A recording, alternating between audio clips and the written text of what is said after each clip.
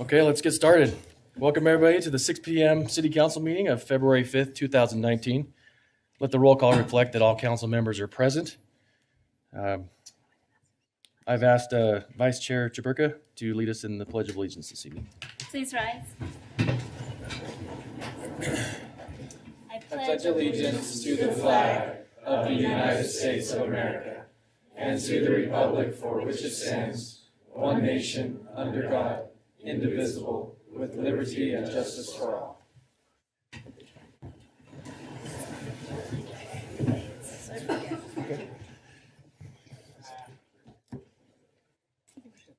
Please join us in a moment of silence.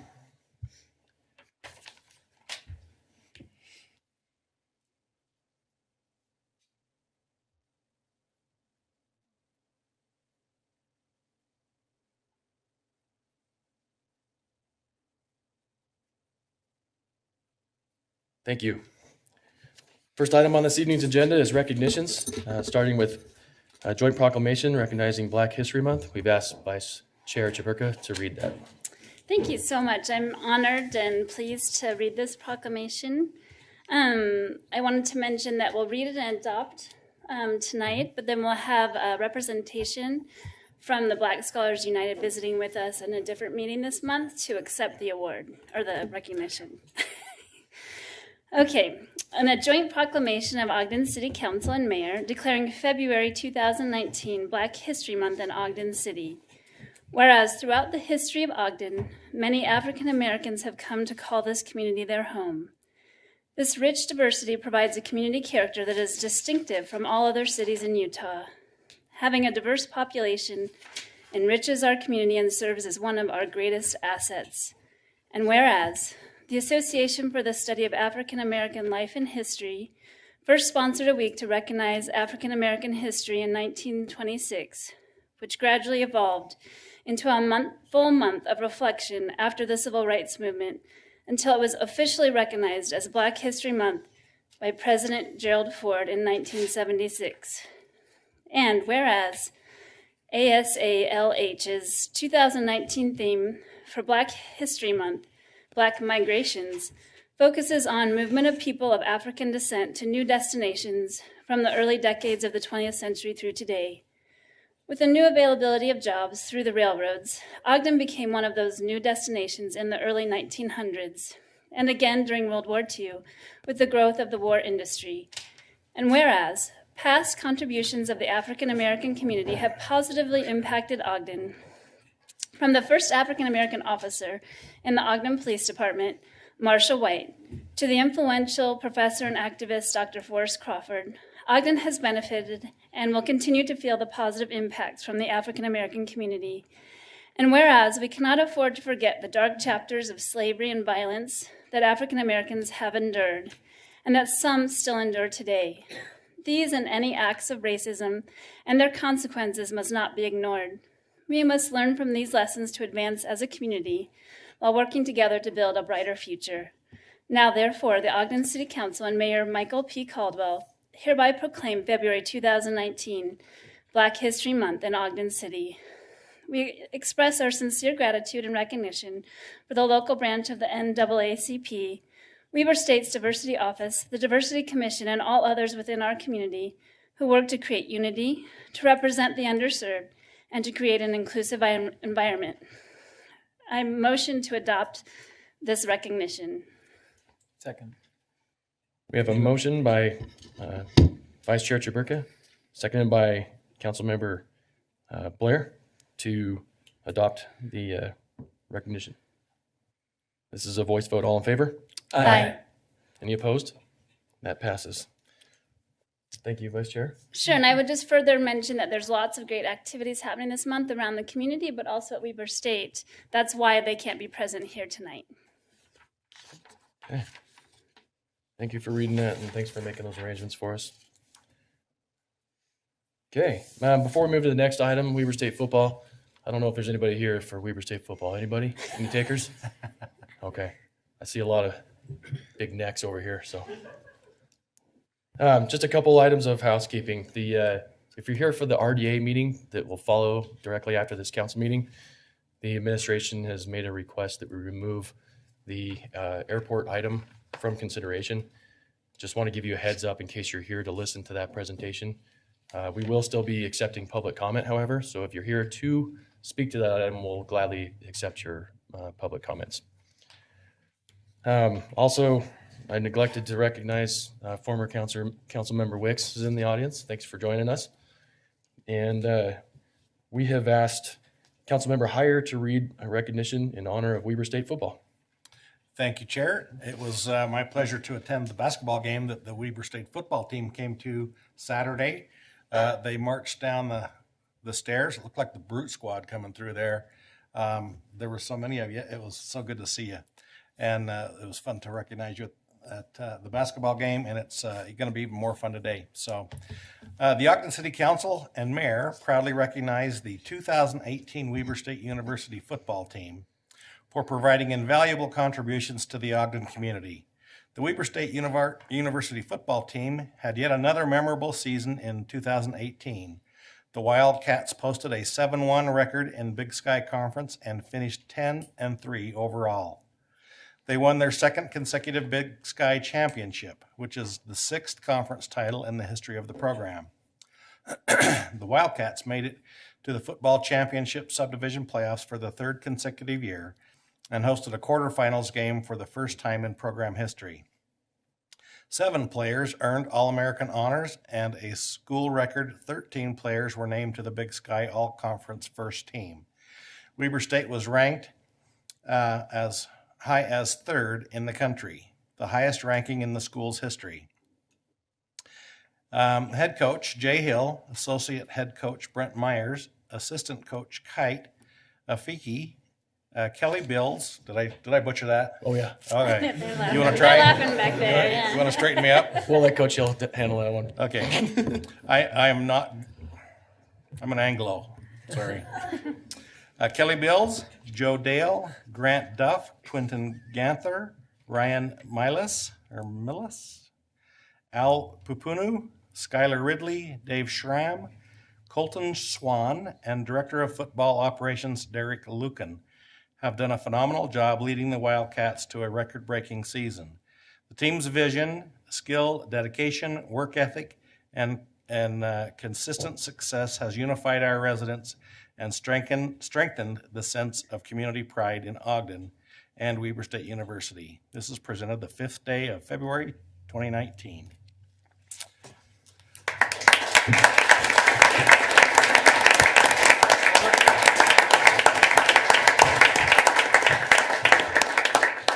Okay, we are a little late. We're going to do a picture, but we're going to put the names of the players on the screen behind me because you saw how bad I butcher names. I'm not going to try all those names. So, but we do have a couple of plaques to award. Let's do one.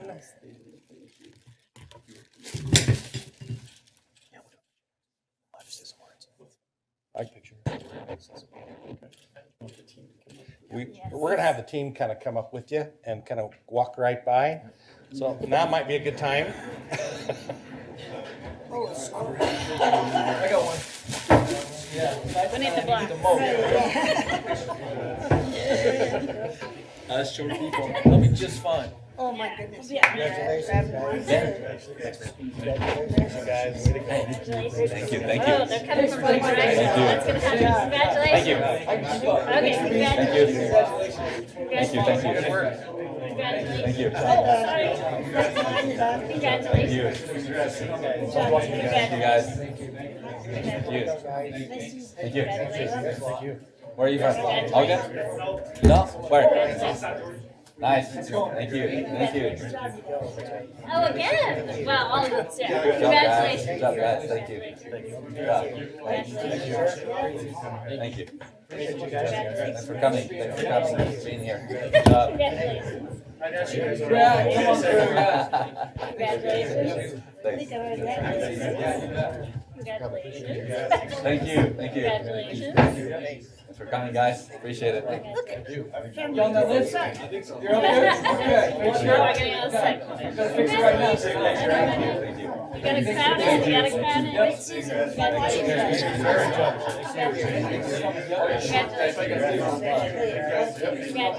Thank you. More for you guys. Congratulations. Thank you. Thank you very much. Congratulations. For coming, guys. Good. Good job. Congratulations. Oh my Good job, goodness. guys. Thank you.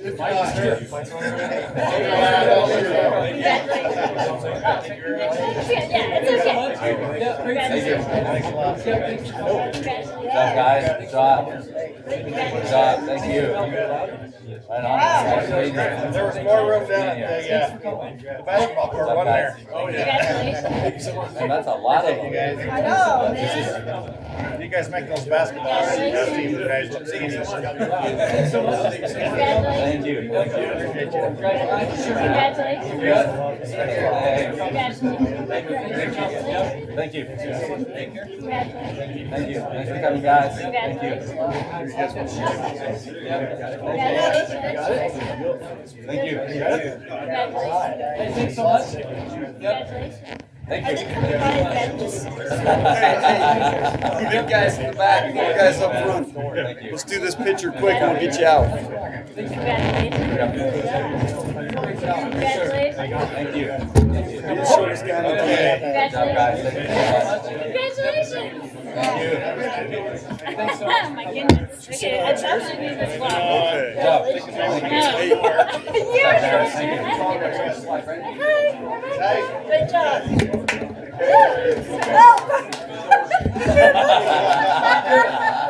He's the best.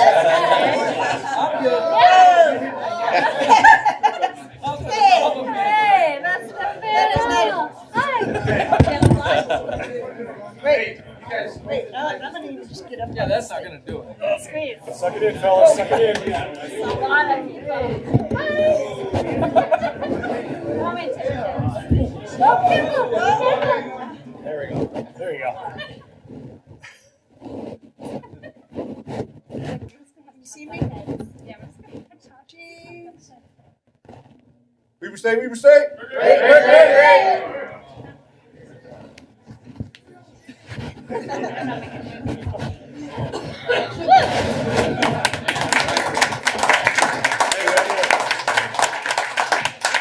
Wait, stand right there. Oh. Angela, please. Are you? Oh, yes. Okay, sorry. Wait. I can do it. This will be a first, just so you know. Are you doing a Waldo move or a? No. Okay, we're gonna do this right. He knows it. He played at Weber. He knows it. Hey, here we go. You're the only one who's playing purple here, baby. You got my back? Yeah, Bring it in. Looking at me. Bring it in. Let's go.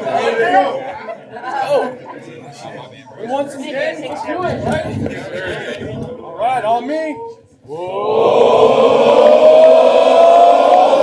are the Wildcat scratching Starling. We're gonna win this game. Onward, fighting Wildcats, pride and honor, on to fame. We'll never quit till we have won, so purple and white will reign. We'll growl and shout and show how we ready for Weber State, great. What? Weber State, great. What? Weber State, great.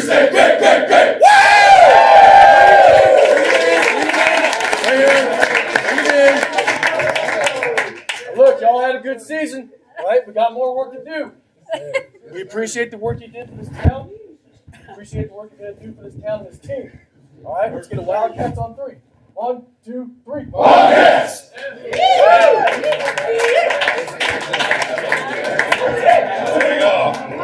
You guys have a seat real quick. We'll be done in 2 seconds. Yeah, just have a quick seat and we'll be done. Rest of the meeting. I mean, you can stay for the rest of the meeting. Hey, can you say that in Spanish now? Am I good, Ben? Boy, now that's something you don't see every day. I think that was a first for this chamber. So, That was a lot. yeah. Thank you, Coach. Yeah. Mike is yours. Okay. First off, players, just so you guys know, Ben Nadolski, who led us in that, was a former Wildcat, so he still takes great pride in that. So anyway, we thank you guys for letting us do that. That's important to us.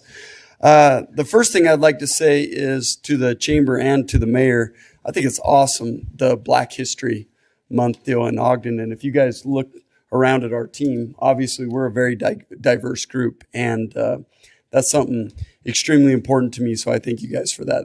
That's very important to us and me as a football coach. So thank you. The next thing is, man, it's been 4 years or 5 years now since we did the joint Weber State Ogden City initiative to try to make there be that a little bit more cohesive. And I've seen a huge improvement in our football team because of it. We get more people to the games. And when I first took over, we were the 10 games prior to me arriving, to our staff arriving, Weber State went 2-10 in the home games prior to arriving. And just so you guys know, in the last 21 games, we've won 18 of those home games, which is almost 87% of those home games in the last 21 games. And I think a lot of it goes to that initiative. When the city backs a football team and we know that it's important, then obviously the players play better. And we still have a lot of room that we can make. So anyway, these recognitions like this are so important to us. I hope you guys know that. And we are very, very grateful for you guys as a city council and Mayor Caldwell for that. So we just want to tell you guys thank you for this. This is a big honor for us. It's important that our players get to see how government works and how city councils and stuff like that work. So we appreciate you guys having us, and we will continue to do what we need to make this city proud. So thank you very much. Thank you, Jay.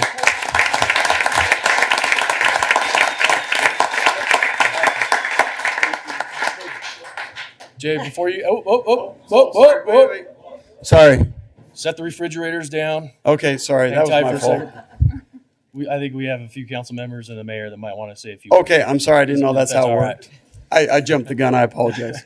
That's okay. Does anybody wish to comment before we lose these guys? Well, I'd like to thank you, Coach, and we can do this again next year. Absolutely. Except next year, hopefully we're bringing a national championship. We're honoring something really cool. Yeah. Yeah.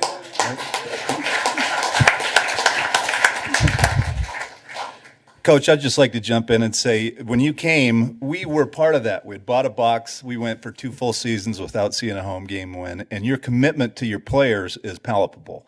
People get that. You've been very successful because they believe in you. We believe in you. We're happy to help. And your commitment to this community and your family staying here, everything else, you have 100% of our support. And I know that a lot of the seniors, when you came in, had no idea of what coaching and consistency was made of. They'd had, I think, 4 head coaches, one every single different year for that entire time.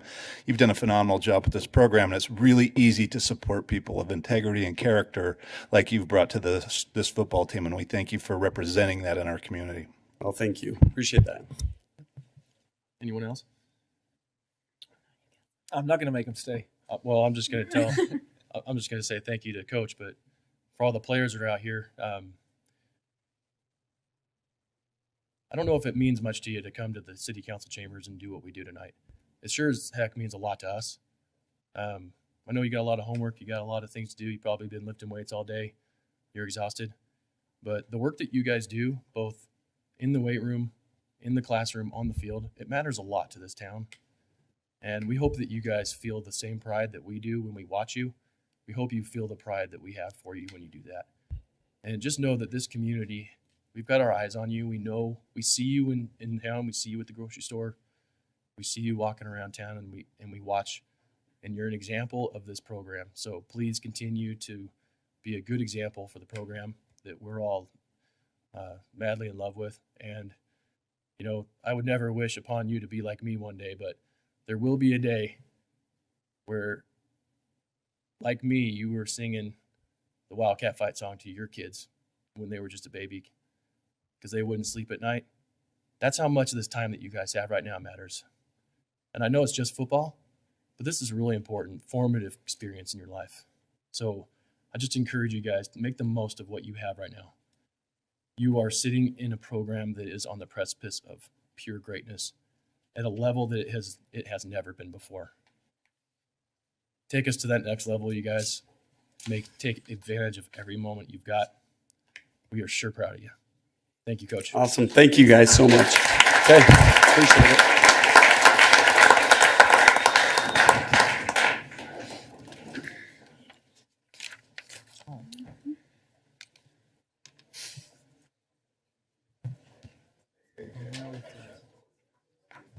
That was really fun. Request to be on the agenda. Yeah, I look forward to that one. Who said Okay. city council couldn't be fun? Right? Yeah, who says the city council chamber is stuffy, huh? Okay. Thank you for your indulging me, everybody else. Next item on our agenda is request to be on the agenda. Tonight we're visited by Mr. Matt Anderson, staffer from Senator Mitt Romney's office who wishes to address us. Come on up, Matt. Thanks for being with us tonight. We look forward to hearing from you, and I hope there's some questions for him too. Well, Chairman, thank you. I don't know how I'm supposed to follow that up. I will make one other Lights quick on? comment. I heard Coach Hill say, little guys in front. There was not one individual in there that I would consider little. They were huge. Maybe it's because I'm 5'7", but they were giant. Anyway, good to be here with you tonight. My name is Matt Anderson. I'm the Northern Utah Director for Senator Mitt Romney. I serve Davis County, Weber, Box Elder, Cache, Rich, Summit, Morgan, Wasatch, and Tooele counties. I've had an opportunity to already meet with Mayor Caldwell and get to know him and hear some of the needs of your city. Ogden's a wonderful place. I have roots here. My dad grew up here, and my Anderson side's been here since the mid-1800s, so we've been here a while. My grandpa owned a pig farm. We called it the Piggery on 12th Street down on the west side of the freeway, and so I have some serious roots here. And my grandpa went to Weber State when it was still Weber Academy, so just kind of fun news there. Anyway, what I do for the senator is I do outreach, and I wanted to make sure you all knew me. I'm your line of communication with the senator, and I can help get concerns you have out there. Maybe you're having issues with federal agencies. Maybe you're having some legislation that you may need done. Maybe you support some legislation or don't want some federal legislation to go through. That's why I'm here. The senator is very aware of the situation with the shutdown that occurred. We're trying to avoid that again. We know that Ogden has one of the highest per capitas of federal employees in the entire western United States. In fact, a few weeks ago, he came here and had a press conference with the county commissioners, met with them, talked with them, and he learned even more about it. And we don't want that to happen again. So we're working tirelessly back in DC to keep that from happening. There's a number of other issues we're working on. There's a big public lands omnibus bill that we're hoping to see go through quickly. It includes a number of things, including turning the historic site at Promontory Point into a national park and giving added protection and funding and notoriety to a very deserving site. It includes a number of other things that have been worked out, compromises between the environmental community and the ranching community and mineral extraction communities. And so it's a great piece of legislation that's being co-sponsored by people on both sides of the aisle. So we're excited about that. Last serious issue for my boss that he's taking up is making sure that we keep this deficit as low as we can. You know, what we're running is atrocious, and we want to make sure that we can fund the government that we had. So those are his three main priorities: is public lands, immigration, and of course, he wants to be a deficit hawk. So with that, that's a brief introduction to me. I'd love to give you my email address and my phone number. They're both public. My email address is Matt, M-A-T-T, _ Anderson, A-N-D-E-R-S-O-N, at Romney, R-O-M-N-E-Y, .senate.gov. Fortunately, I didn't bring cards today. Finally got cards, but I ran out of them already. And my phone number is 801-910-3458. Please reach out to me if you have anything. If it's 11 o'clock at night on a Saturday, call me. I'm here to help. Thank you. Thank you, Matt. Thanks, Matt. Thanks, Matt. Before you sit down, I just want to ask the council members and the mayor if anybody has any questions for Matt before we lose him. No, I just want to congratulate him for being here. I think it's nice to have outreach and to know a face with the name and a name with the face. So. Well, thank you. And I will be coming back. This is not going to be a one-time deal. We want to be very engaged with Ogden. Like I said, Ogden has a special place in my heart and my family, so I have a real vested interest in making sure that your concerns and feelings are passed along to the senator. I would just add, I appreciated, Matt, you coming. I think it was your second or third day on the job. I imagine. I didn't have an email address or a card. I told the mayor, I said, maybe I don't even work for the sender. Maybe I just wanted to come and meet the mayor of Ogden. And that's fine too. I appreciated it either way, but we have not had some of the offices of our representatives be as active as you've been in the first 2 months here. So that bodes well. We really appreciate the effort and recognize that, and appreciate you being here as well. Thank you. Appreciate your time. Wait, before you go. Oh, anybody else? I have to wait till last to talk, which everybody likes. But I did try to call earlier in, right after he was sworn in. Yes. And never got there was no voicemail, no anything, I guess. And I can give you the reason why. We were a new office trying to set up, and then we also had a government shutdown going, which also delayed us. And so we had no way for people to communicate with us for the first week or so. Like I said, I didn't even get my business cards, and the mayor will attest to this, until late last week. And so we've been kind of behind on that. And in fact, my boss is currently almost in a bomb shelter looking office in the bottom of the Capitol, because we haven't even had a chance to move into our new office yet. So we apologize for that, but it should be remedied now. The phones are working in the office, so please feel free to give us a call and tell your constituents to give us a call as well. So Matt, if we have questions of constituent service, are you the first stop for that? Yes, so I'll be your point of contact. We have people who do constituent services. I should also have made mention as well, I will be getting an office here somewhere in the Ogden area. Traditionally, the senators have had their Ogden offices in the federal building. As much as we like the federal building, it seems to scare some people away because of the law enforcement, as well as the looks like a Russian bomb shelter. I'm just going to call it what it is. And so we're looking to find an office space that is more easily accessible for the constituents here in northern Utah, so they want to come and visit us. We really do want them to come in and talk to us, but we're working on getting the rest of our constituent services people together. But if you do have individuals who have veterans needs, social security needs, whatever it may be, please contact me, and I will get you in contact with the right person here in Utah. Appreciate that, Matt. Appreciate you being here. For those that are meeting Matt for the first time, I've known Matt for quite a long time. I'm not sure if I should do this on the record, but I'm going to vouch for your character. Poor choice. I'm not going to be able to deny it now, am I? Matt, you're a good man. He's a good man, good heart. Thank you. Gold. Spend one day with your dad and you can see where you get it. Can I get that in writing? No, absolutely not. Thanks for being here, bud. Thank you all. We look forward to seeing you again. Thanks. Okay. Next up on the agenda is Da Vinci Academy of Science and Arts. They've requested to be on the agenda to give us a presentation on promoting better air quality here in Ogden.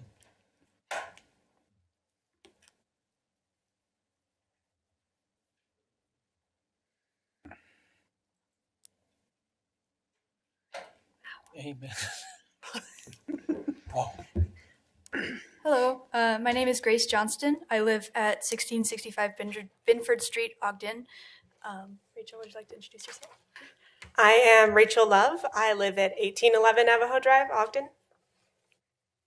We are from Da Vinci Academy, where we are co-presidents of the Conservation Club, and we are also members of the Utah Youth Environmental Solutions. And we're here today to talk to you about air quality. First of all, we would like to thank you for making this week an idle-free week citywide, and your previous efforts with Governor Herbert with the idle-free ski season. We are grateful for these first steps towards a more breathable future. Every day, we see parents waiting outside for their kids while idling for up to an hour at the start and end of school, as well as before and after plays, basketball games, and any other events or performances, and also any time during heavy downtown driving times.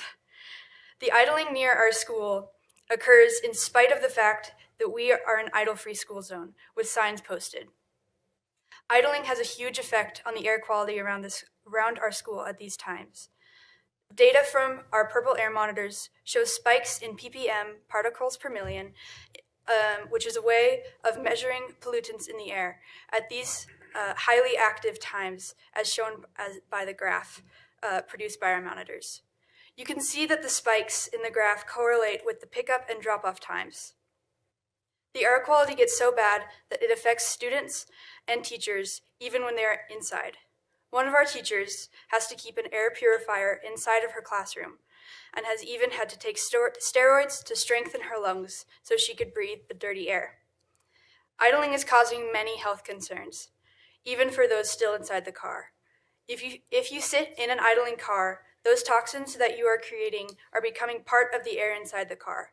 While it may be keeping a child warm, it is creating a larger health concern and possible lifelong consequences, which recent research is suggesting that these are worse than previously thought.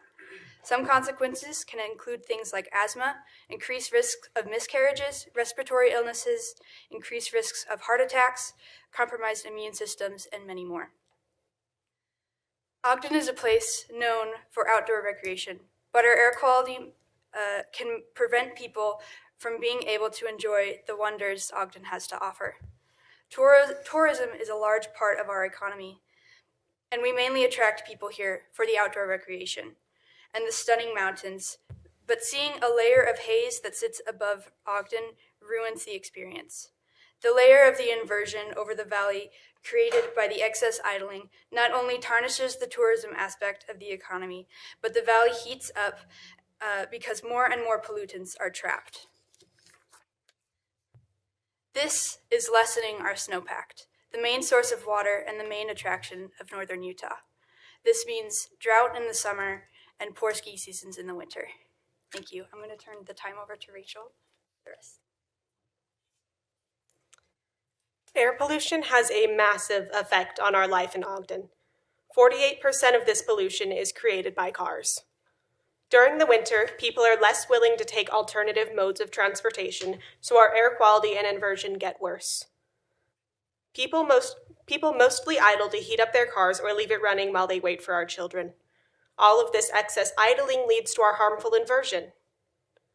Other cities like Salt Lake, Logan, Park City, Alta, Murray, Cottonwood, and Sandy have implemented anti-idling ordinances, and we suggest that Ogden does the same.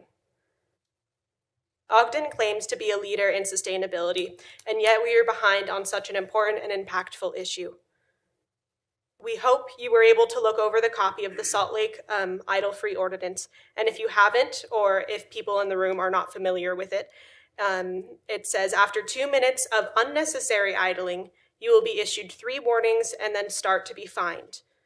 There are many exceptions to this ordinance, as some examples are like extreme temperature, and there are a lot of other exceptions as well. Comparing Salt Lake's carbon emissions from 2010 to their emissions in 2017, there has been an improvement of 74,000 tons of yearly carbon emissions. Regardless that more people than ever are moving to Salt Lake and driving in Salt Lake. This is because actions like the anti-idling ordinance, as well as more fuel-efficient vehicles and more public transit accessibility. This ordinance is less about punishing people that idle and more about creating a dialogue that our city is taking action towards better air quality. Many other citizens in Ogden agree with us on this, and we have a petition of over 412 signatures from just 2 events.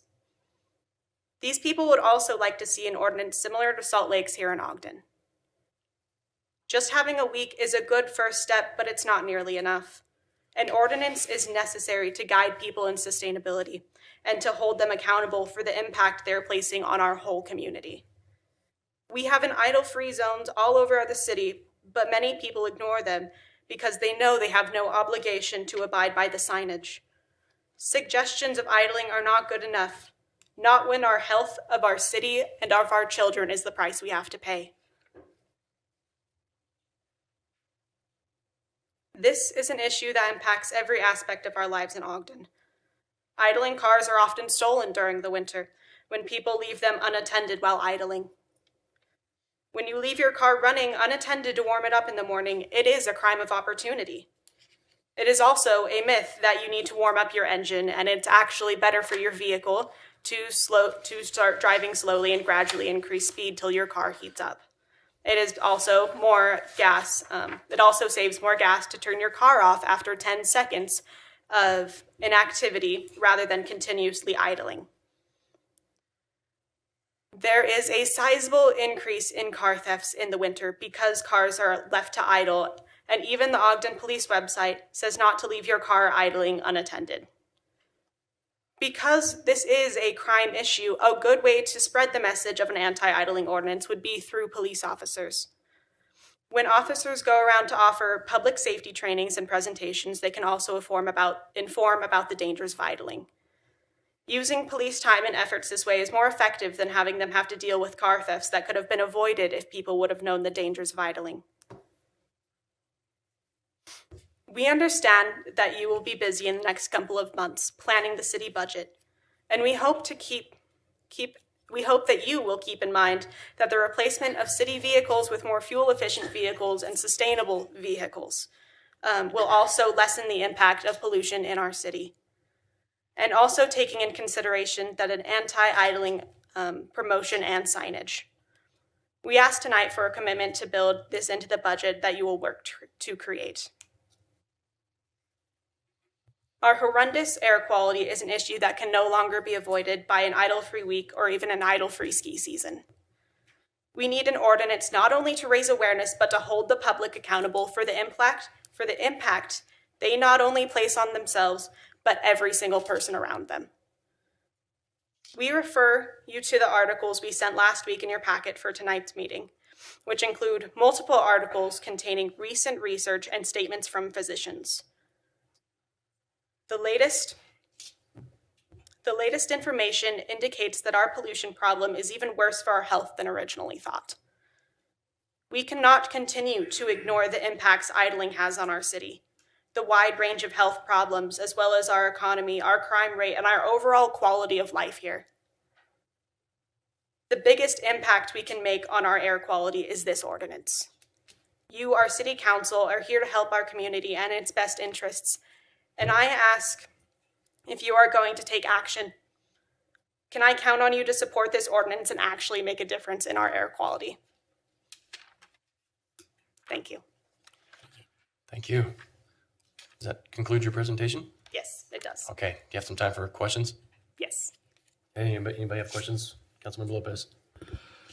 So I just want to say thank you for being here.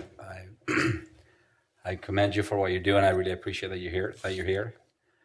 And when you asked your question, if you can count on us, I got to say that not only can you count on me, but a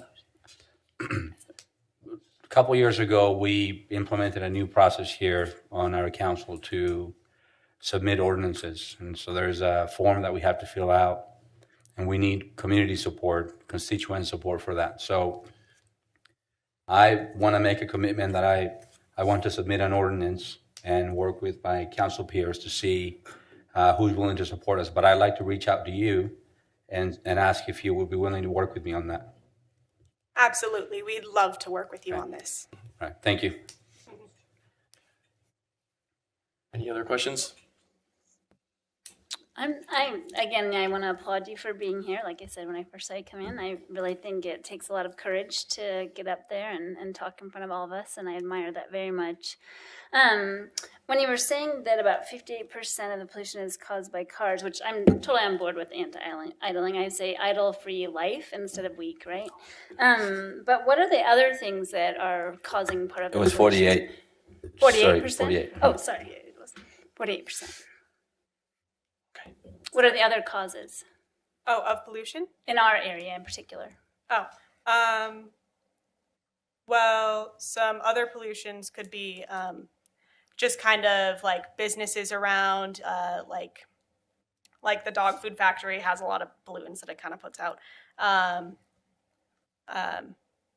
not quite sure about specific examples in Ogden. I know a lot of the refineries in Salt Lake can contribute a lot as well. Right. You know, the air kind of spreads out. It doesn't just stay in the city yeah. that it belongs in. It takes up all space. Oh, yeah. Anyone else? Yeah, I have a question for you. So one of our challenges is always enforcement. And so have you thought of other ways through other ordinance type activities tasks, if you will, that we might be able to accomplish a similar outcome? Because obviously, we would have to have an officer sitting in front of your school every morning and afternoon, and an officer in every other school to do the enforcement. Are there other ways that you've thought of, not just through education, but carpooling or anything like that, that helps reduce emissions as well? They'll get back to you on that. I know, it's okay. That was a long question too. Well, no, some other ways to reduce emissions would be obviously making public transit more accessible, just kind of the expanding of public transit. And we already have a really good public transit here in Ogden. You can get pretty much almost anywhere with it, and a short walk. Can we get that in writing? Yeah. I'm sorry. Sorry, thank you for that. Yeah, thank you. I appreciate that, and I think that's one of our challenges as well as we looked at ordinances, is how to not just to create them but to enforce them as well. Mm-hmm. Anyone else? Would you mind maybe leaving with Brandon your contact information so I can get a hold of you?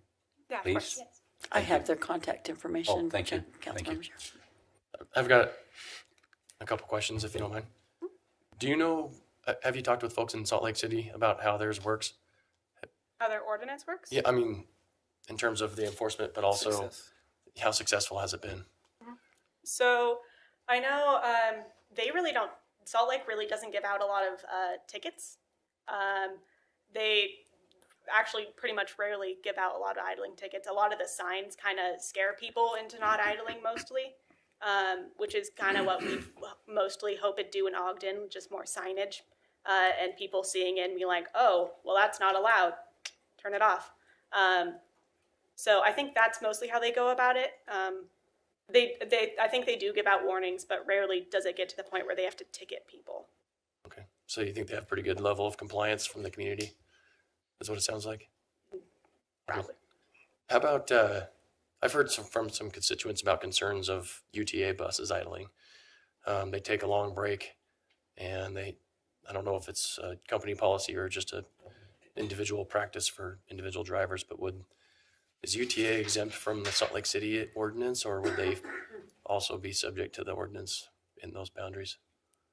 I don't believe they're exempt from the ordinance. Okay. I wouldn't think so either. I don't see any exemption for them, but. Yeah. Okay. Any other questions? No, great job. Yep. Thanks for the presentation. Appreciate it. Thank you very much. Thanks for being here. There's a little tidbit for you. That's probably the worst. Trinidowski, I have a follow-up comment. Absolutely. We've had some constituents that have reached out to us regarding our police cars idling. And if the mayor could address why we do that, or if there's a reason to do that, or if there's a policy, that might be a start for us. There is a policy, an internal policy about idling, and it's basically as they've recommended, you don't idle anywhere where you don't need to. Police cars are a little bit different with all the computers and communication equipment and everything else. That's basically an outside office, and if they turn it off, then they can't have access to their MDTs. And some of the exemptions are also for canine vehicles. If you have a canine that you're working with, sometimes you need to make sure that it doesn't get too hot or cold in there. So there is a policy that they follow. I emailed that constituent back and said, I don't know what the circumstances were when she did see that police vehicle idling, but it's a good opportunity for us to readdress that and talk to the new recruits and everybody in the department about what that internal policy is.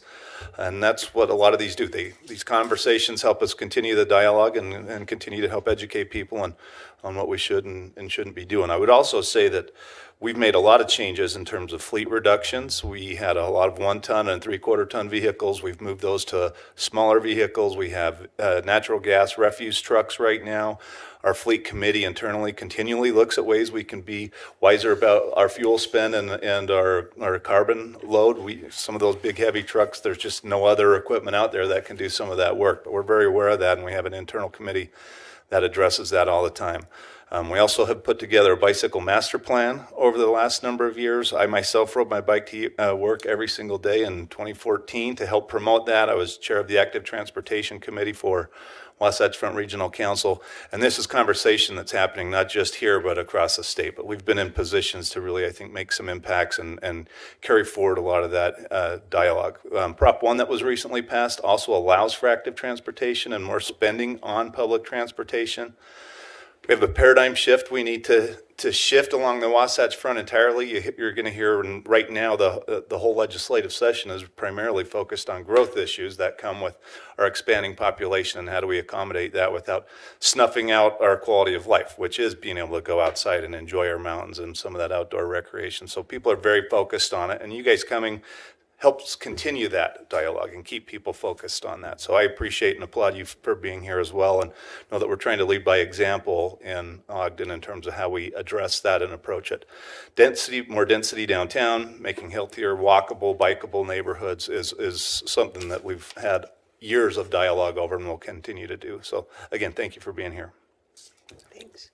Thanks for that response, Mayor. We also have I think we've also made some big improvements on efficiencies of a lot of our buildings. We've made some investments to look at how much energy we're using and where we can make some improvements to the physical infrastructure and as well as the thermostats and so on, so we can not only save energy, but we're saving a lot of money too. Correct. And Councilmember White also led an effort to establish a sustainability committee that we're really excited about, and we've had a ton of interest, right? Yeah. I don't know if you wanted to say anything else about that. Yes, we just about a month ago or so passed a Natural Resources and Sustainability Committee. It's a new committee. We had around 50 applicants, and because of your outreach early on, I think we're trying to figure out how to bring in high school students as well onto that committee. We have now given those applications to the mayor. Mayor, do you have an update on that timeline of what the next step is on your side? Yeah, those have been given to Jay Louder's going to own that project, and he'll work with planning to make sure everybody feels like they've got a good mix of voices on that, and we should have that selection done, I believe, within the next 2 weeks. So we'll start to set up the meeting schedule from then and put some structure to it. Once we get advice and consent. Once we get advice and consent. We're the rough ones. Huh? So that'll be great. So Councilmember Lopez can lead a project and maybe work through that group too. Absolutely. Along with you. Yeah.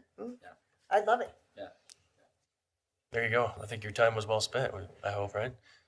Great job. So we do have someone that wants to comment. Unfortunately, this item doesn't allow for public comment. However, if you can just wait one more item, we do have public comment coming next. We'd love to hear from you. Thanks for leading out on that, Councilmember White.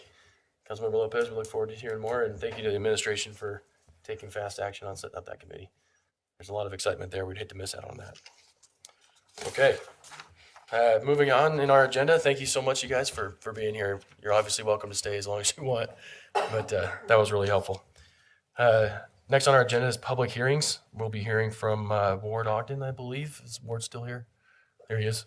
On the fiscal year 2019 annual action plan amendments. Thank you.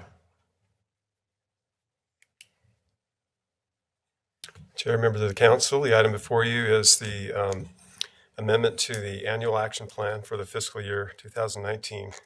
Just to bring you and the audience up to speed, each year we receive an entitlement of federal funds for the Community Development Block Grant and the Home Investment Partnership Act funds. And we need to put together a proposal for how we're going to use those funds each year. And we do a 5-year consolidated plan with strategies, and then each year we do an action plan for how we're going to implement that, and that includes goals and budgets. And so when we put that together at budget time, we use estimated amounts. Then in the mid-year, kind of where we're at now, we know what those actual dollars are, and so we amend our budget to turn it into actual numbers. So the result of that is that we did not change our entitlement amounts; those didn't change, but the funds that were held last year that were unspent, those carryover dollars are different, and those are a little bit lower. And then we had a significant increase in the amount of funds that we received through loan repayments and things like that. So if you'll excuse me, I need to put my glasses on so I can see my notes.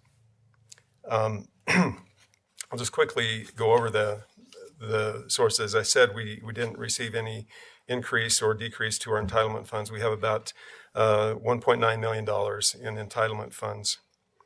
Our program income funds increased by just under $800,000.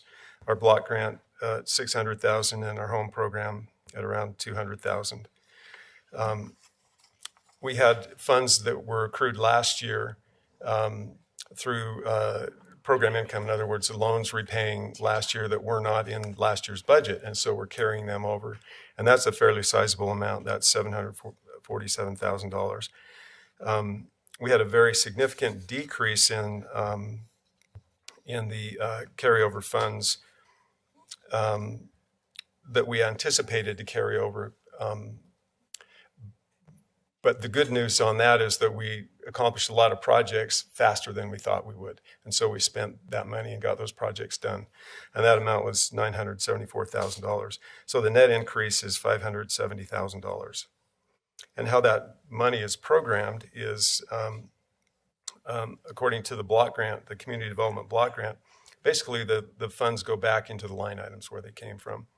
And so the adjustments in the block grant, we had $253,000 increase in the block grant, and they basically went back into the line items, mainly into the Quality Neighborhoods program, where a lot of turnover comes, where we buy and sell homes and we fix them up, and the proceeds of the sales go back into that line item. So that's mainly where that money went. And under the home program, that's with our down payment assistance program and things, and also the Quality Neighborhoods. There was a decrease in the Quality Neighborhoods program for home funds because we finished, again, we did projects and we finished them last year and spent the money. So we had anticipated carrying over the money, but we didn't. So we actually had to reduce that budget.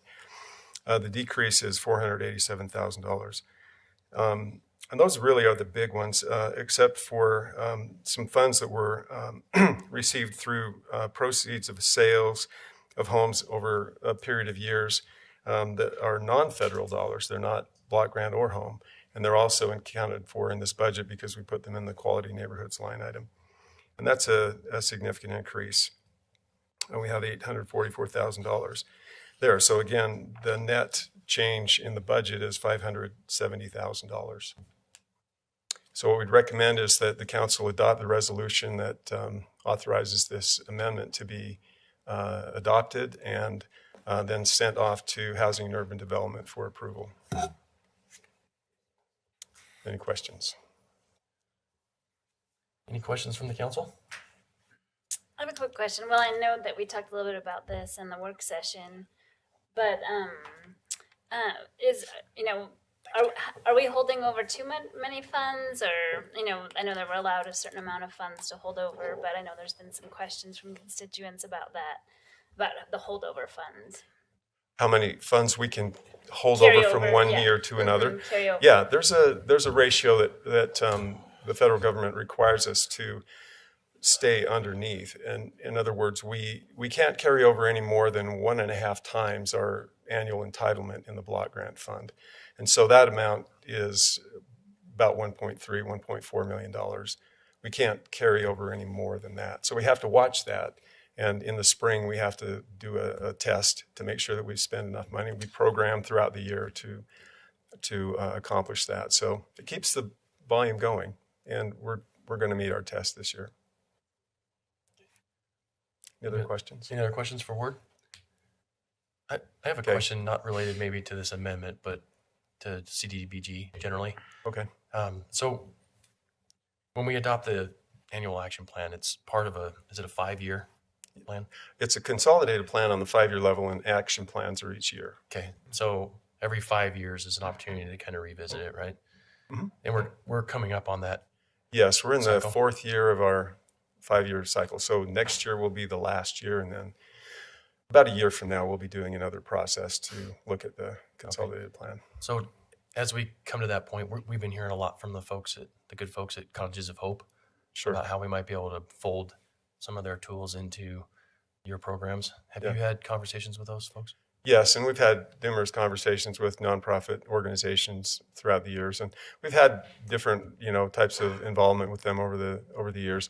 For instance, many years ago, we helped YCC acquire some land and do some things, and it was a loan, and they got the money repaid, and we put a roof on the community action building. And a few things like that. But with the funds have significantly decreased since then. Our entitlement funds are half what they used to be, and then our buying power is even much lower. So we're operating on a fraction of the buying power that we used to, and so it's been a real challenge to be able to get things done. And we're not like the big cities that have huge grants and have multiple sub-grantees and that kind of thing. So it's been a real challenge to stretch the money, and we've done that very well with some of the lines of credits that we've got that we can leverage funds, and so we don't have to use all of our funds. But in terms of providing money to nonprofit organizations, it's just hasn't been a practice for several years now. Is it something you'll consider as we revisit our plan? Well, certainly, yeah. That issue could be brought up, and of course, there's always balancing acts in terms of the types of things that we fund. Okay, thanks. Does your program go throughout the city, or is it just in certain parts of the city? There are target areas for some of the programs that we run, but the main focus area, of course, is the East Central area. It has been for many years. The Quality Neighborhoods program incorporated the East Central strategy and then provided a mechanism for it to expand a little bit beyond that.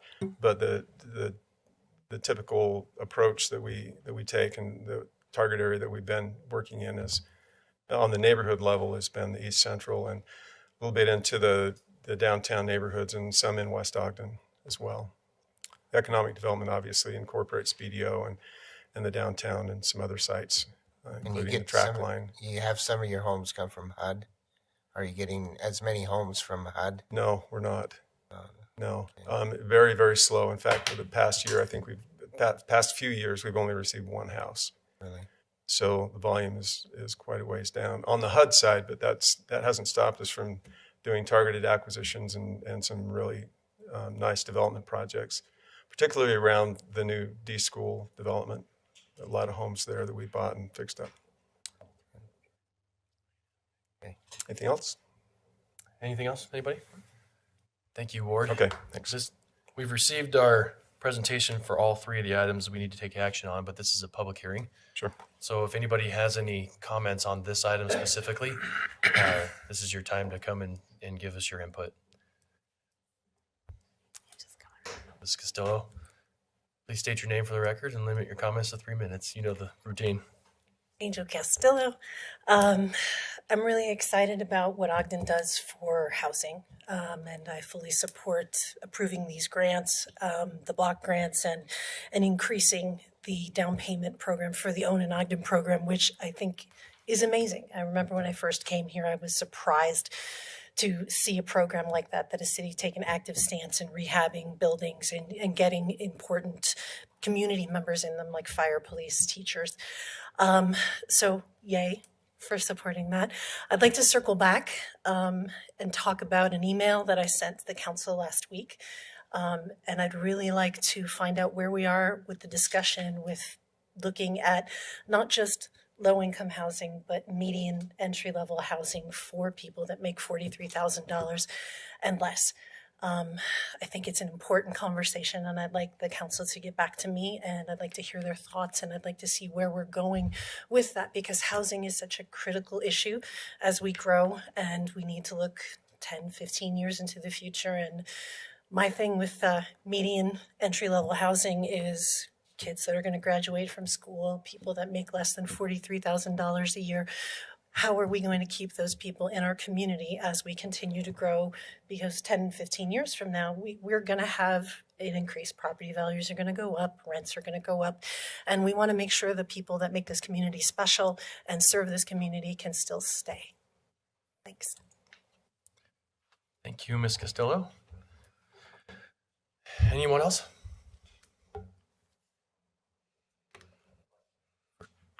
For comments on this item specifically? Yeah, we'll do public comment on general stuff after. We do look forward to hearing from you, though. Yes. I promise. Very excited. Okay, seeing no movement, I'll entertain a motion. I'll make a motion that we close the public hearing. Second. We have a motion by Councilmember Heyer, second by Councilmember Lopez to close the public hearing. This is a voice vote. All in favor? Aye. Any opposed? That passes. The public hearing is closed. Council members, any other questions for Ward before we consider taking action on this item? If not, I'll entertain a motion. I wonder if we ought to have Ward address Angel's specific concern and how it relates to our funding mechanisms. I don't know, maybe it's not the right thing, but maybe it is. I'm glad you mentioned that before. I don't know if Ward wants to add to it, but I'm glad you reminded me. Angel, we have been inundated with similar questions as yours, actually. We have the legislature, the mayor mentioned earlier, the theme of the legislative session is growth, it's planning, it's density, it's, I mean, the topic is just swirling all around us right now. We've had requests for attention on tiny homes, on affordability. We have asked our diversity commission to help us understand some issues, and they have made a recommendation that we invite Dr. Pepper Glass to present his research to the council to add to our understanding.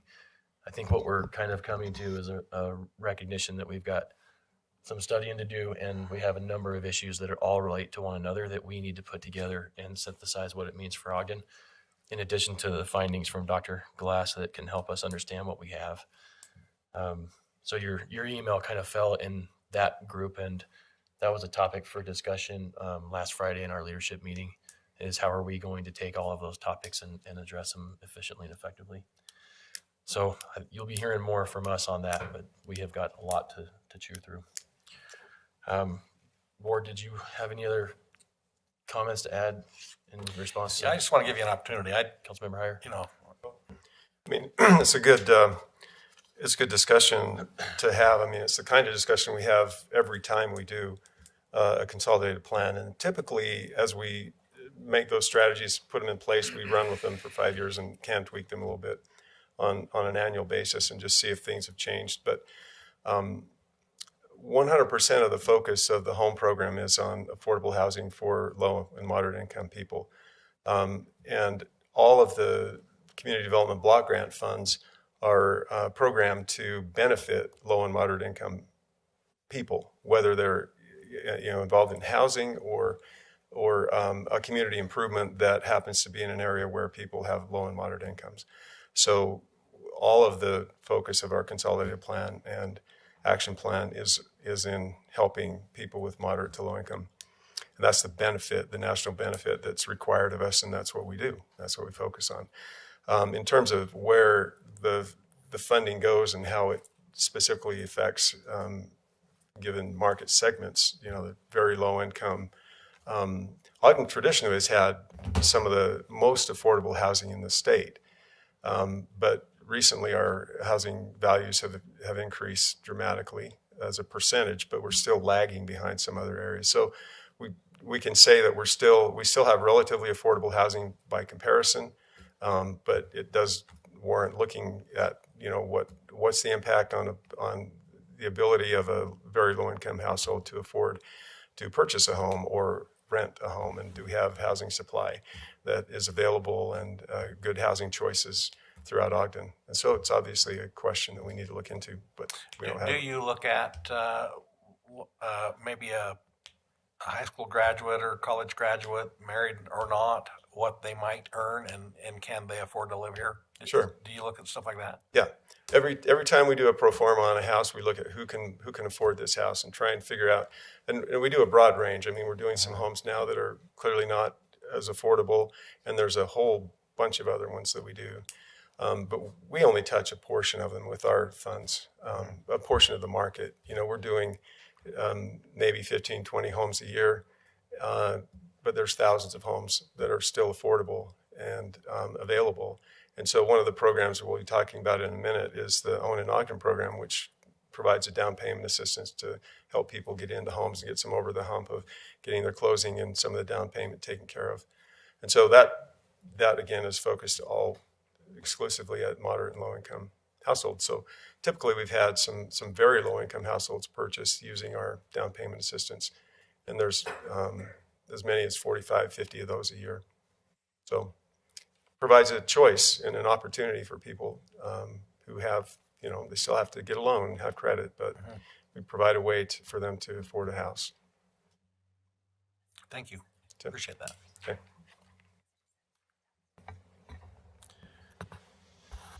I was just whispering. I'm like, don't whisper it. Was there a misunderstanding? We thought you had already presented on all 3 items, but you said that we're going to talk about Owen and Ogden Exactly. right now. So, yeah, so we closed the public hearing. I think we do a public hearing for the action plan.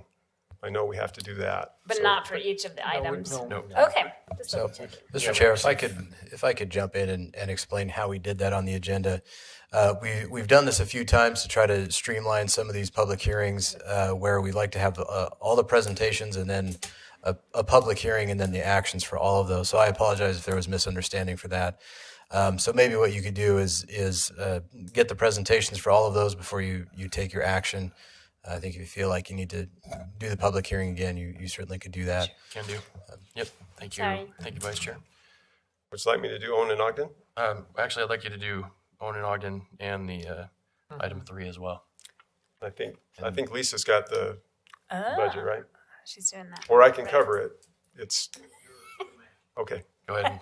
And we'll entertain additional public comment again after you're done. Thanks. Very good. Since 1988, Ogden City has operated the Own in Ogden program. We were the first city in the state to do this. It was a model that HUD used in our region for doing a down payment assistance program, which didn't really have rules, and so we found ways to do it. And since then, we've done over 1,800 down payment assistance loans to facilitate purchases for low and moderate income homebuyers, and it's been primarily in the East Central area. Very successful, and it's been useful in helping to revitalize and stabilize those neighborhoods.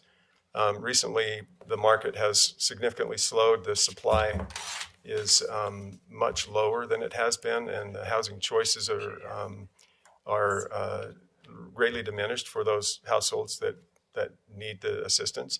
And so our recommendation at this point is to broaden the target area to go citywide and to also maintain the guideline as it's written, where we have a $5,000, up to $5,000 generally, but then there's a few special categories for individual buyers who can get $10,000.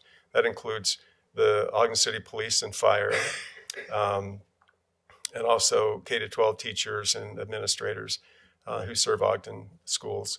And then we also have a public employee benefit for those that public city employees that currently don't have a home in Ogden. If they buy a home in Ogden, they can get $10,000. So that's our recommendation, to expand the target area citywide and basically keep the rest of the guidelines the same. Thanks. Any questions for Ward on this item before we bring up Ms. Stout? I do have a question. Okay. I'm just wondering, this didn't come up when we were talking about in work session, and then later I had some conversations and people were asking, I feel like I already know the answer, but I just want to make sure that I put it out there for people. Is $5,000 really going to be helpful to people in the current housing market to make a down payment? Just talking to some realtors and other people, it's like, at first people were a little concerned because they're like, oh, should every neighborhood have this opportunity? And I said, well, based on the guidelines and the requirements, there's certain neighborhoods you certainly wouldn't be able to buy a home under that certain income and based on the housing market. But then there was a further conversation about, is $5,000 really going to be helpful to someone? I mean, should we make the amount larger and still stick with some geographies that are specific? I don't know. Yeah. Well, supply's one of the challenges right now. Right. And again, we're targeting low and moderate income households. So that will limit, I mean, just the housing availability Right. and the pricing is going to limit where they can buy. And we did talk about in our discussions about whether an increase to the limit would be appropriate. There are, in fact, a number of other resources that they can piggyback to get more than 5,000. They do it routinely. Utah Housing has money that you can piggyback. Banks have some programs and things. So at least at this point, we thought, you know, given the amount of funding we've got, we can bump it up and still help a lot of families, and they can find resources to add to ours if they need it. So, but you know, that's a discussion. And again, I think maybe the con plan is a good time to discuss that on a bigger basis in terms of the market and just kind of do a revamp on the program. Any other questions on this item? I've got one for you. I've been watching these presentations from the Colleges of Hope, so I'm really focused on the way they deliver their service. I mean, it's one thing to have a product and a program and a service, but to be able to deliver it to people and to make sure that it's being used is kind of top of mind for me right now because of how much that makes a difference on the program's effectiveness. How do we deliver these programs to folks? How do we make people aware of it, and how do we kind of connect the dots between the consumers and the people that need it in our community? Yeah, with the programs itself. We have some online awareness and things like that. We do some presentations to real estate title companies, lenders, that kind of thing to get the word out. They're really the ones that are interfacing with the buyers and trying to help them. Buyers don't know. A lot of times they just don't know.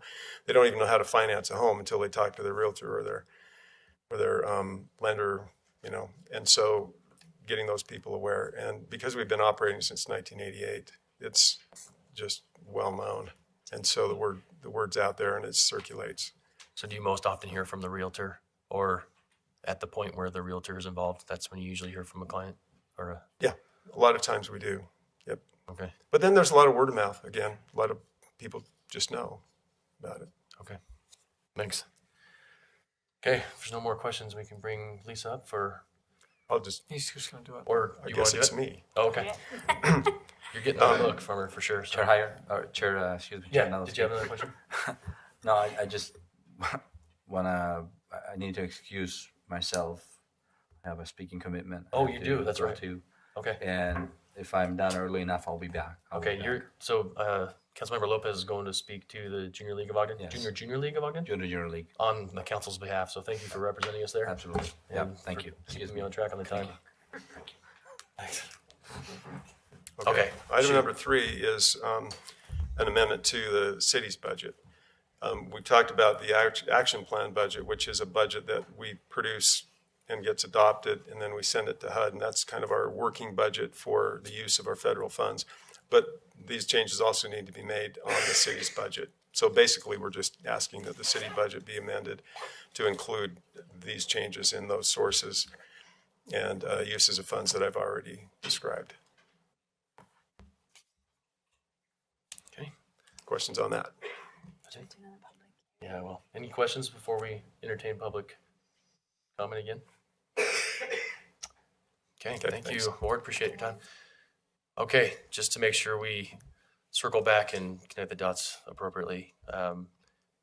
This is a public hearing. We'll entertain public input again on the last 2 items if anybody has any wish to address the council. Okay, seeing no movement, I'll entertain a motion. I think where we didn't have anybody that wanted to speak, I think if there would have been, we would have wanted to make a motion to reconsider the closing of the public hearing. Okay. So I think it's still closed. Okay, that works. Thank you. Does that work? Is that right? Okay. Rules guy. Rules. Rules. Thanks, bud. Appreciate it. No problem. Okay. That means we are open to any more feedback or comments or questions, or we can entertain action on these items. I'll make a motion then on item number 1 that we adopt resolution 2019-3. I second it. We have a motion by Councilmember Heyer, second by Councilmember Stevens to adopt proposed resolution 2019-3. This is a roll call vote. Councilmember Blair? Aye. I'm sorry. Aye. Okay, thank you. Councilmember Heyer? Aye. Councilmember Stevens? Aye. Councilmember White? Aye. Vice Chair Chaburka? Aye. Chair Nadolski? Aye. That passes. Action on item number 2. I'll make a motion then that we adopt resolution 2019-5. I'll second.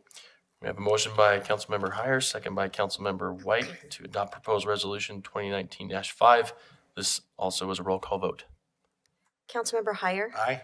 Councilmember Stevens? Aye. Councilmember White? Aye. Councilmember Blair? Aye. Vice Chair Chaburka? Aye. Chair Nadolski? Aye. That passes. Entertain action on item 3. Okay, I'll make a motion that we adopt ordinance 2019-7. Second. Okay, we have a motion by Councilmember Heyer, second by Councilmember Blair to adopt proposed ordinance 2019-7. This too is a roll call vote. Councilmember Stevens? Aye. Councilmember White? Aye. Councilmember Blair? Aye. Councilmember Heyer? Aye. Vice Chair Chaburka? Aye. Chair Nadolski? Aye, that passes. Thank you for the procedural patience. I'm glad you guys stuck around as well. Before we get to public comments, just want to mention that I neglected to go to our communications director who has a video on Idle Free Week. We were hoping you guys would be able to see, so thanks for sticking around. This is the public comment period. This is your opportunity to address the council on any item. Please state your name for the record and limit your comments to 3 minutes. Thank you for your patience. Thank you. Thanks for hearing me. These students don't know who I am, but I'm a local physician here in Ogden, and also a member of the Utah Physicians of Healthy Environment. Can you state your name for the record? Oh, Thomas Benhart. Sorry, I forgot that part. I just wanted to, as long as we're talking about social justice, and I just wanted to reiterate the fact that our air quality is basically an environmental justice item, and I wanted to just reiterate that by saying that typically lower income people are adjacent to industry, urban pollution, sometimes landfills, and so our lower economic community is typically exposed to more of these pollutants.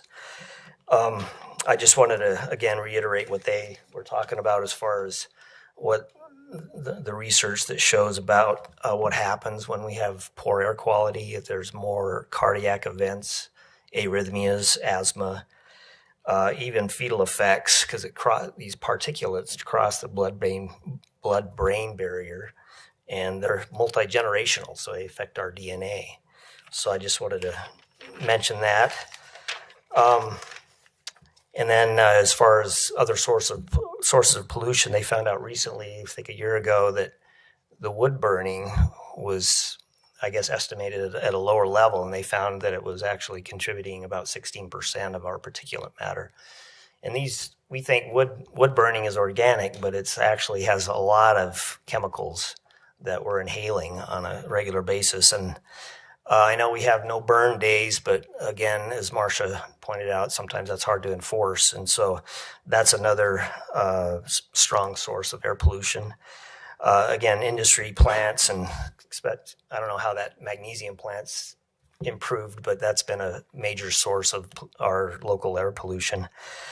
I just from a personal standpoint, I've noticed one of the causes of idling, maybe it's not a cause, but it's a correlation, is people on their cell phones.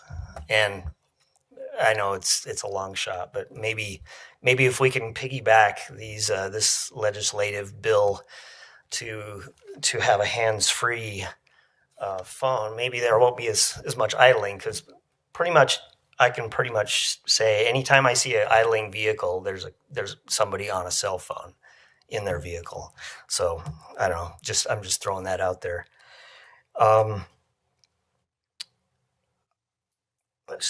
more thing here. I just thought of maybe some solutions. We mentioned police vehicles and also public vehicles. I'm out of time, because we've actually stood out and said, hey, why do we have to idle the vehicles? And maybe more robust batteries, electric vehicles can be a solution. But I just wanted to personally encourage the city council to adopt some of these things that the students suggested and basically lead in this regard. And so I appreciate your time. Thank you, Doctor. Thanks. Appreciate being here.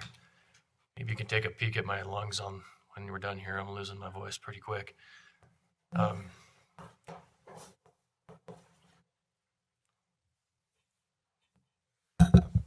I'm Amy Wicks. I live in Ogden. I wanted to just address something with the Sustainability Committee meetings and the Diversity Commission too.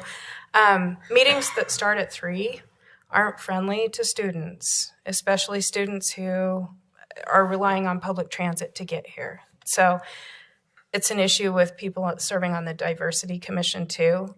Maybe consider making meetings more convenient for people who attend school, who work normal working hours.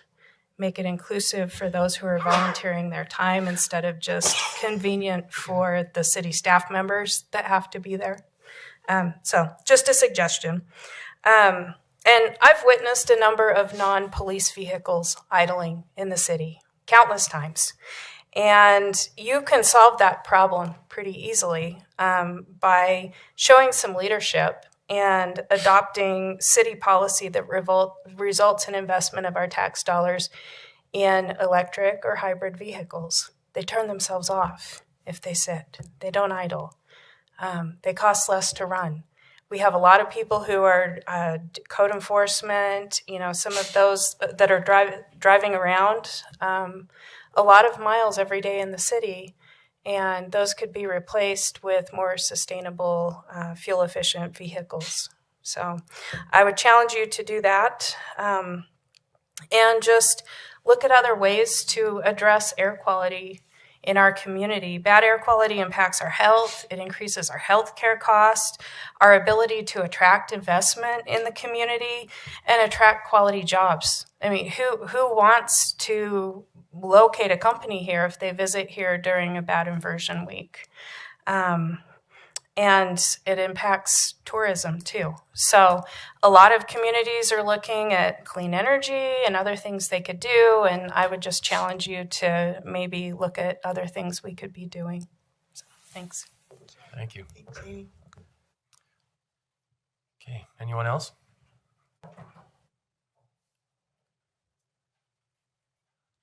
Hi. My name is Cheyenne Herlenstein, and I live in Ogden. I just noted the question about how an idle-free ordinance in Salt Lake City has impacted that community and enforcement, and I wanted to speak to that. I have a number of friends and family members that live in Salt Lake City, and more than anything, when I've picked their brains about it and asked about it, because it's something I'm very much invested in us adopting here in Ogden, they have said that it's raised the conversation from one neighbor saying to another neighbor, you should shut off your car because I said so, to adopting a high bar for our city culture so that you're saying, did you know that we have an idle-free ordinance? And then I was talking to a woman in the supermarket the other day that said that her neighbor sits outside and idles in the driveway adjacent to her driveway for about 5 minutes every morning. And so by the time she gets her kids out to the car to go to school, there's so much pollution sitting in that cold air that her kids are having an asthma attack getting in the car. So that would open up another conversation to be able to say, please shut off your car. We're an idle-free city. And if you don't shut off your car, there's a recourse. You can actually call and ask an officer to come speak to someone. So I just wanted to say that adopting the high bar for our community changes the conversation, and it is absolutely leading by example to have community accountability. Thank you. Thank you. Come on up. Hello. I am W. Cullen Chapman, Jr. I grew up in Ogden. I just returned from working in Southern California Aerospace. And last week when I walked out of my front door, I found a very large pile of dog excrement in my front yard. and since there was snow all over, it really stood out. Yes, I cleaned it up, but when I inquired with the city animal department, they informed me that there is no law in this city that requires pet owners to pick up after their pets when they walk them around, which means that anybody with a dog can walk it around however many yards it visits. They leave it up to their neighbors to clean up after their dogs. So I am requesting that an ordinance be created or a law or something that requires pet owners, specifically these dog owners, to pick up after their pets rather than leaving this, trash, garbage in other people's yards. And that is all I want to request. And by the way, I'm in your district. You should be wearing purple. We're in Wildcat Country. I'm sorry, I have a hearing condition called tinnitus, so it's a constant loud ringing, and unless you speak up, I have a hard time understanding. Okay. No, I'm But happy anyway, to serve that you. is my request. Can the city council please instruct either the city attorney or the animal group or whatever to create an ordinance that requires the owners to pick up after their pets? Thank you. We'll take that into consideration. Thank you. We may not have an ordinance, but that certainly violates my personal rule of don't be a jerk. But thanks for letting us know. Anybody else? Yeah, please. Snuck in just in time, huh? I know. Well, I was listening at home, good. and I said, "This is the moment." You were the one. You were the one. Yeah, Okay. I was the one listening. No. So for my that. name is Emily Beely, and I'm at 2247 Van Buren. And I rushed down because it seemed like housing was a prominent topic tonight. And so I am the one that was on the Standard Examiner with the tiny home in my backyard. That's me, yes. And so I know that there is effort within the Planning Commission to reconsider the zoning for ADUs. I'm in an area where an ADU is not allowed. But anyway, so that's wonderful. But what I wanted to encourage you with was the idea of expanding the definition of an ADU. Because I know tiny homes can be defined in many different ways, and the structure that's in my backyard right now doesn't fall even under the ADU description because it's only a 200 square foot footprint, and ADUs only go down to 400.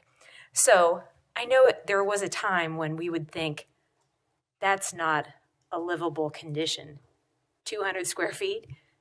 But I think times have changed, and there's a lot of people who are much more open to that kind of space, especially if it's affordable, and housing is a challenge here. So that was my request, is that what's considered to be livable would be reconsidered. And so I think that's something I believe you might be able to do to encourage the Planning Commission to reconsider how they define space that's livable. I know you guys don't have any control over building code, right? That comes like from an international organization that then the state adopts and then cities adopt it, right? Correct. So that's very complicated as far as the code, because of course tiny homes don't need as many features as larger homes as far as if they don't even have any natural gas appliance, they don't need a carbon monoxide detector.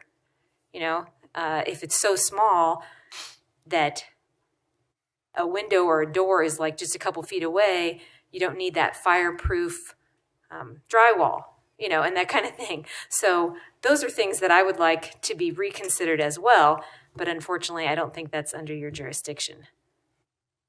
So anyway, that's what I brought for this evening. Okay, Thank you you. so much. It's been a great meeting. I've enjoyed it from afar. We're glad somebody Yeah. did. Awesome. All right, thank you. Good ratings. Good Thank you. ratings. Councilmember Lopez would be sad that he missed you. He had to run out to represent us, but I saw him. He had to go and speak to Junior Lee, but that's great. I hope you got my email reply. You reached out. And, Yeah, what I would thank you, because you guys have been great. Everybody that I've talked to has been so receptive. Good. Glad to hear it. And hopefully you heard the comment to our response to Ms. Castillo's inquiry as well. We're getting inundated with these questions, and they're great questions because these are all really relevant issues that we've got a lot to work on. That's for sure. Thanks. Okay, anybody else? Okay, before we go to mayor and council discussion, do you have that video queued up? Should have done this earlier, but I'm glad you guys stuck around. Glad you guys are gluttons. So thanks for sticking it out. You must have a grade on the line or something, huh? You got to stay for the whole thing. Being really cool people. Just cool people, yeah.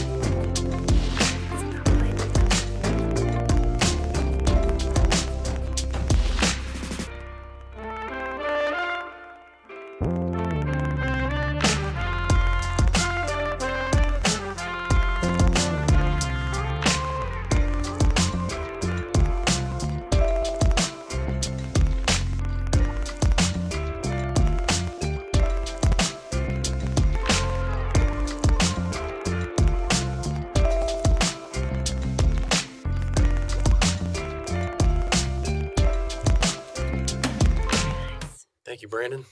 Appreciate you putting that together. I assume you'll be putting that out for Anti-Idling Week. It's already out. It's out there.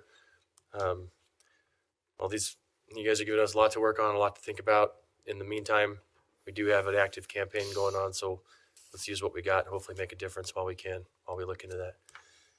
Okay, any comments from the mayor? Yep, really quickly, Ms. Beasley, before you go, we do have the Planning Commission working on these options right now. They're reviewing what a lot of other cities have done. We'll be giving information to the council for them to consider, but this was an assignment given to them a while ago. So I want you to know that that's actively being worked on right now, and we'll have some information as they get a chance to do a little bit of a deeper dive with that. So appreciate you coming out and being here. And again, I want to thank the students. This is important dialogue for us all to have. We can make big differences if a whole bunch of people just make small incremental changes as we address this. And you've given us some great things to consider. So appreciate you all being here, and I appreciate the conversation. Thank you. Comments from the council?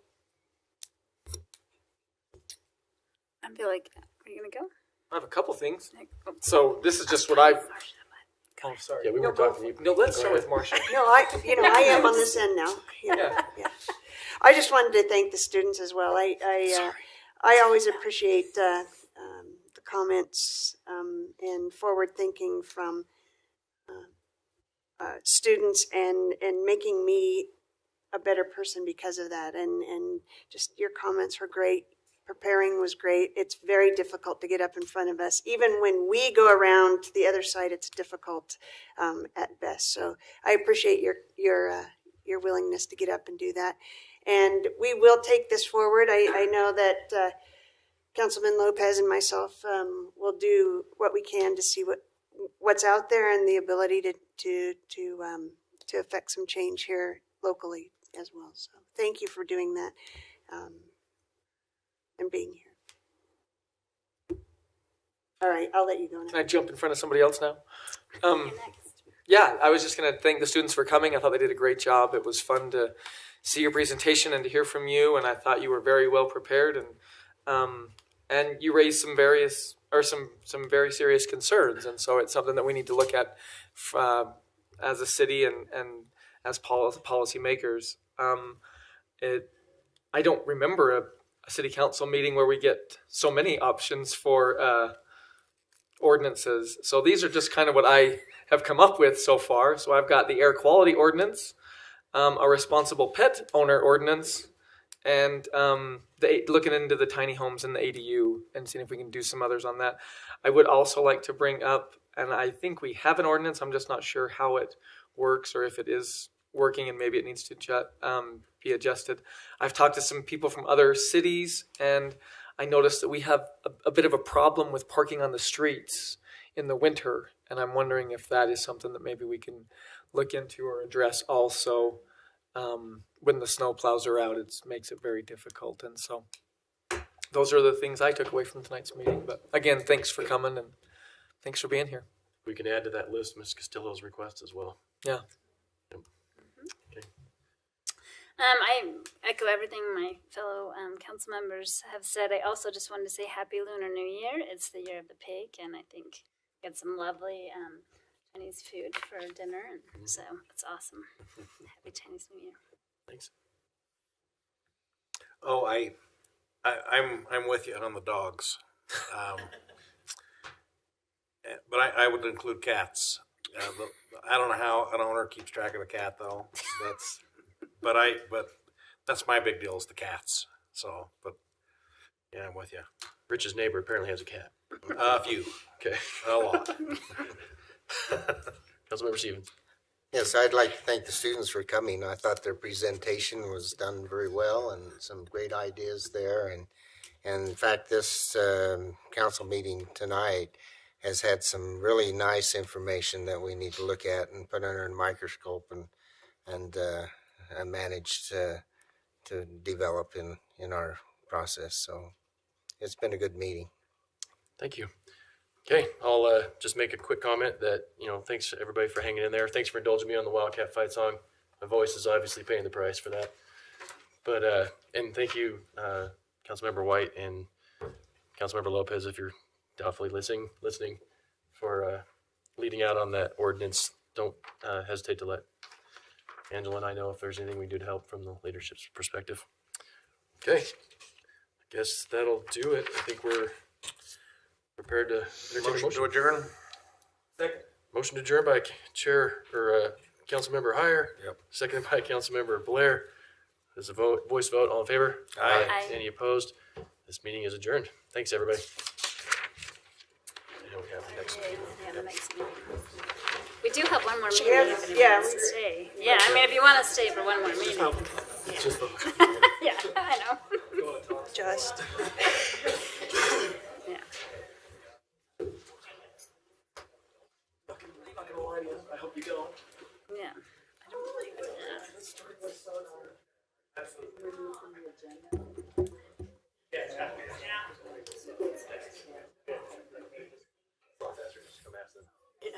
I'm so foggy right now. Tell me about it. Both fogging up. Okay. We got one more quick item of business. Are you good to go?